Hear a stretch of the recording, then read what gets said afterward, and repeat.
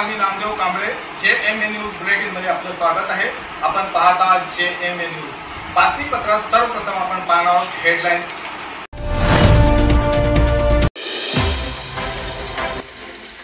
वयाच्या 75 नंतर पंतप्रधान होता येतं का? भाजपची पक्ष संघटना काय सांगते?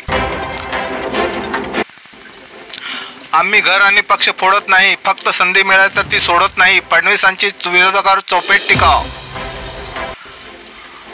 माझ्या कुटुंबावरती हल्ला करण्याचा डाव रचला जातोय, मतदानापूर्वी जरांगेचा गंभीर आरोप. अरे आम्ही आमच्या कुठल्या तरी जातीत जन्माला आलो, त्यात आमचा काय दोष? धनंजय मुंडे. अजितदादांनी तेव्हा धाडस दाखवलं नाही, आत्ता लंकेना दमदाटी करून काय उपयोग? बाळासाहेब थोरातांची खोचक टीका. नमस्कार, मैं हूं मुरारी पांडे. आप सभी का JMA न्यूज़ में स्वागत है. हम इस वक्त मौजूद है उत्तर मध्य मुंबई जिले के चांदीवली विधानसभा क्षेत्र में, और इस वक्त ठीक पीछे आप नज़र आ रहा होगा जीवन धारा संघ. जो जीवन धारा संघ कहीं ना कहीं पिछले दिनों खूब चर्चा का विषय रहा है. भारतीय जनता पार्टी के उन नेताओं के विरोध में आम उपोषण तक जीवन धारा संघ ने किया है. उसके राष्ट्रीय अध्यक्ष है. उन्होंने आज उत्तर मध्य मुंबई जिले भारतीय जनता पार्टी महायुति के उम्मीदवार उज्ज्वल निकम को अपना समर्थन आज जाहिर कर दिया है. और हम जानने की कोशिश करेंगे. गोविंद जी, पिछले दिनों जीवन धारा संघ चर्चा का विषय रहा है. इसी विभाग के वार्ड अध्यक्ष और इसी तालुका के जो अध्यक्ष थे और सांसद उस वक्त जो सांसद वर्तमान की, उनके खिलाफ आपकी जीवन धारा संघ ने आमरण उपोषण किया था उनके विरोध में. और क्या कारण रहा है कि आज उसी भारतीय जनता पार्टी के उम्मीदवार उज्ज्वल निकम को आपने समर्थन जाहिर किया है? देखिए, उस टाइम पे भी हम आपके मीडिया के माध्यम से ही बताए थे कि हमने मोदी जी का विरोध नहीं किया था. तो ये इलेक्शन मोदी जी के लिए है, जो हमारा 400 पार का नारा भी है. ये election only one Modi ji के चेहरे पर ये इलेक्शन चालू है. तो ये इलेक्शन हमें मोदी जी को प्रधानमंत्री बनाने के लिए, यहाँ पे कैंडिडेट कौन है ये मैटर नहीं करता. और जब हमने पूनम महाजन का विरोध किया भी था तो उनकी टिकट कट गई है. टिकट कटने के बाद अभी उज्ज्वल जी को टिकट दिया है.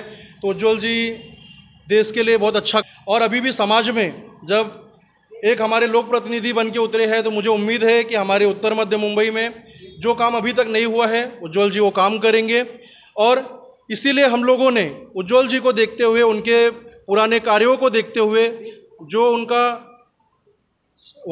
वकील के माध्यम से जो उन्होंने देश के लिए देशभक्ति की है, उसके लिए हम लोगों ने उन्हें देख करके और मोदी जी को देख करके, और हमारे भाई लोग ने जो आज सपोर्ट किया हमें कि नहीं, हमें यहाँ पे उज्ज्वल जी को सपोर्ट करना चाहिए. नितिन भाई है, कामगार मोर्चा के हरगुड़कर साहब है, उन लोगों के बोलने पर हमने आज वापस से उज्ज्वल जी को सपोर्ट करने के लिए वापस हमने समर्थन दिया है. आपने अभी एक शब्द वापरा है, देशभक्त. उसी देशभक्त शब्द को लेकर अपोजिशन विजय वट्टीवार जो विरोधी पक्ष नेता, उन्होंने कहा कि ये देशभक्त कैसे? इन्होंने जो केसेस थे उन केसेसों में जो लोगों को गुमराह करने वाली जानकारियां दी थी, उस विषय पे क्या कहना चाहेंगे? देखिए, ये देशभक्ति तो उज्ज्वल जी ने किया है. अभी विरोधियों का काम क्या है कि विरोध करना, क्योंकि जब कोई मुद्दा नहीं मिला है तो अभी उज्ज्वल जी के पास तो, क्योंकि उन्हें एकदम क्लीन चिट है तो उनके लिए कुछ बचा नहीं, उनके पास शब्द नहीं है. तो देशभक्ति किया है. तो कैसा है कि देशभक्ति, उन्होंने भी अपना वही काम किया है, और इसलिए उज्ज्वल जी को हमें भारी बहुमतों से विजयी करना चाहिए. देखिए, अपील है भारी मतों से विजयी करना है. तो मेरे साथ इस वक्त आप देख पा रहे हो कि भारतीय जनता पार्टी के महाराष्ट्र के कामगार सेना के अध्यक्ष है. सर, आपका स्वागत है. क्या कहना चाहेंगे सर? अभी मैं आपसे एक सवाल करना चाहूँगा. अभी गोविंद पांडे जी ने कहा कि हम देशभक्त उज्ज्वल निकम, यानी ऑपोजिशन ने फिर देशभक्त शब्द को लेकर के कहीं ना कहीं एक विरोध जताया. उन्होंने कहा, विरोधी पक्ष नेता विजय वट्टीवार ने सीधे तौर पे कहा था कि उज्ज्वल निकम ने बहुत सी ऐसी जानकारियां थी, जो केसेस थे उन केसेसों में जो जानकारियां थी, गलत तरीके की जानकारी देकर लोगों को गुमराह करने का ऐसा आरोप अपोजिशन के लीडर ने लगाया था. तो उस विषय पे आप क्या कहना चाहिए? देखिए, कांग्रेस के नेताओं की कभी कभी मुझे हंसी आ जाती है जो आदमी ने सिर्फ किसी भी स्तर के अपराधी को सज़ा दिलाने के लिए आज तक एक प्रामाणिक भाव से काम किया है, जिसमें उज्जवल जी निकम साहब है। 2008 के बाद वो समय की जो गवर्नमेंट थी वो कांग्रेस और राष्ट्रवादी की थी। उन्होंने ही गवर्नमेंट के ओर से अपॉइंट किया उज्जवल निकम साहब को। जो तपास यंत्रणा थी, इन्वेस्टिगेटिंग एजेंसी, वो पूरी कांग्रेस और राष्ट्रवादी की गवर्नमेंट की थी, बराबर है। उसके बाद में जो भी एविडेंस प्रोड्यूस करने थे वो सब पुलिस का काम है, जो लॉयर को देते। आप भी देखते हैं कि आपने किसी चीज़ के लिए अगर आपने लॉयर को खड़ा किया आपकी तरफ से, तो उनको एविडेंस और नेसेसरी इन्फॉर्मेशन देने की जिम्मेदारी आपकी रहती है। उसके बाद में जो होम मिनिस्टर थे, और अभी वो लोग 10 साल के बाद उज्जवल जी के नाम से चिल्ला रहे हैं। मतलब इनकी बुद्धि को कहाँ उन्होंने भ्रमित करके रखा है, वो उसके लिए उनको मानना पड़ेगा कि इतना सफ़ेद झूठ कैसे बोला जाता है। अपोजिशन के बहुत सारे मुद्दे। दूसरी बात है, एक तरफ ऐसा भी मानना है कि चरम सीमा पर महंगाई है। महंगाई चरम सीमा के होने के बावजूद भी भारतीय जनता पार्टी लोगों के साथ न्याय नहीं कर पा रही है। 400 पार का नारा दे रही है और अपोजिशन के लोग कह रहे हैं कि 400 पार भाजपा नहीं बल्कि इंडिया गठबंधन 400 पार करने जा रही है। इस तरह का नारा फिलहाल इंडिया गठबंधन के लोग दे रहे हैं। तो उस विषय पे आप क्या? देखिए, झूठ बोल के नैरेटिव सेट करना ये कांग्रेस की पहले से आदत है। आज तक वही नैरेटिव सेट करके चुनाव जीतना ये इनकी स्ट्रैटेजी रही है। आज भी वो अगर महंगाई की बात कर रहे हैं तो गैस सिलेंडर के रेट लगभग वही थे। अगर उसमें बढ़ोतरी हुई है तो 7% जो इन्फ्लेशन रेट होता है उसमें हुई है। लेकिन आप लिविंग स्टैंडर्ड का देखिए, गरीबी का देखिए, शौचालय का देखिए, इंफ्रास्ट्रक्चर का देखिए, IIT संस्था देखिए, एम्स देखिए, सी पोर्ट देखिए, आप किसी भी डेवलपमेंट की चीज़ को लेके देखिए, उनसे 10 गुना ज़्यादा काम मोदी गवर्नमेंट ने किया है। अगर वो महंगाई की बात करते हैं तो उन्होंने जो सुरेश कलमाडी साहब ने कॉमनवेल्थ का घोटाला किया, जिसमें 1800 रुपये फैन का रेंट 7200 रुपये उन्होंने लगाया था।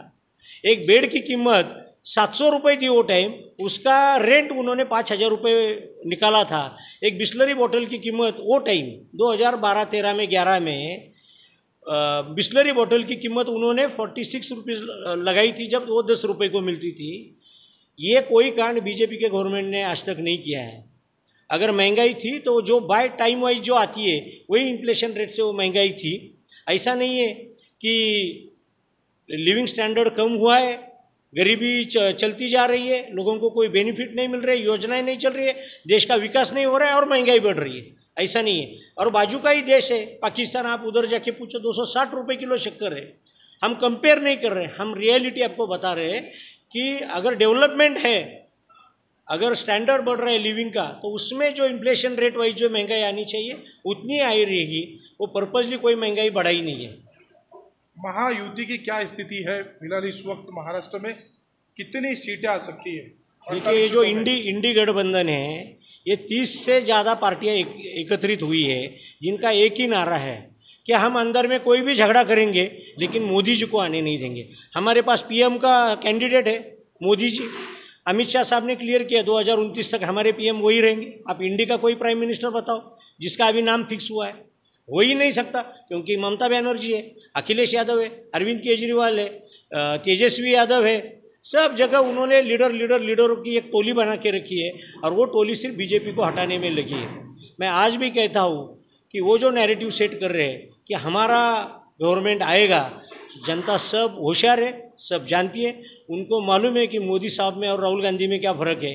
मोदी साहब में और चारा घोटालों के आरोपी उनके पुत्र तेजस्वी यादव में क्या फ़र्क है। तो जनता सुध ने वो टाइम पे डिसीजन लेके महायुति को जिता रही है। और एक आखिरी सवाल है सर, जीवनधारा संघ ने आज अपना पार्टिंबा जाहिर कर दिया, क्या इस विषय में क्या कहना चाहिए आज? जीवनधारा संघ के जो कमेटी मेंबर है और हमारे दोस्त गोविंद भाई पांडे जी है, हम अभी गए 4-5 दिनों में एक साथ मिल रहे थे। वो सभी मोदी प्रेमी जनता है, सब लोग मोदी साहब को मानते, बीजेपी को मानते, और एक है सबका साथ सबका विकास जो मोदी जी का नारा है, उसमें ये सब लोग सहभागी है। देश के कई प्रांतों से लोग आके इधर सेटल हुए हैं, लेकिन उनका एक ही इंटेंशन है, उद्देश्य है कि हमारे देश का वेलफेयर हो, हमारे महाराष्ट्र का हो, हमारे मुंबई सेफ रहे। और इसके लिए उन्होंने जैसे बताया कि कोई टेररिस्ट एक्टिविटी नहीं है, बॉम्ब ब्लास्ट नहीं है, दंगे फसाद नहीं है, जाति दंगल नहीं है, धर्म के नाम पर कोई व्यभिचार नहीं है। अगर ऐसा कोई पंतप्रधान हमारे देश के लिए मिल रहा है तो उन्होंने सब कोई अगर गिलीवरशिप के रहेंगे, मुझे मालूम नहीं, अगर रहेंगे तो भी वो सब उन्होंने साइड किए और एक मोदी टारगेट करके अभी बीजेपी की ओर चल बसे हैं। देख पा रहे होंगे जीवन धारा संघ, जिन्होंने सिर्फ मोदी के चेहरे पर को देखते हुए, प्रधानमंत्री के रूप में देखते हुए उन्होंने अपना पाठिंबा यहाँ पर सैकड़ों कार्यकर्ताओं के साथ आज जो उत्तर मध्य मुंबई जिले के जो उम्मीदवार है भारतीय जनता पार्टी के उज्ज्वल निकम को अपना पाठिंबा पूरी तरह से जाहिर कर दिया। अब देखना है आने वाले 20 तारीख के दिन जीवन धारा संघ की पोलिंग बूथ पर क्या अपनी ताकत दिखाता है और क्या रिजल्ट आता है। मेरे सहयोगी कैमरामैन राजेश सिंह के साथ मैं मुरारी पांडे, JMA मुंबई चांदीवली से। बातम्या पाहण्यासाठी आमच्या चॅनलला लाईक करा, शेअर करा, सबस्क्राईब करा, बेल आयकॉन प्रेस करा आणि सर्वप्रथम नोटिफिकेशन पहा तुमच्या मोबाईलवर।